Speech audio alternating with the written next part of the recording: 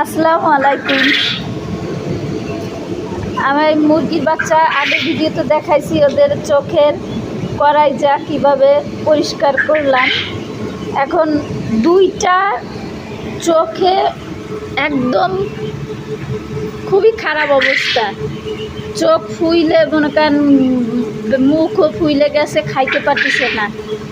এখন এই দুইটাকে আমরা এই খাবার পানি দিয়ে একটু নরম করে ওষুধ সহ পানি দিয়ে খাওয়া দিচ্ছি, যাতে মোটামুটি 2 দিন একটু খায়ে যদি সুস্থ হয়, তারপর নিজেরা খাইতে পারলে আল্লাহ দিলে সুস্থ হইতে পারবে।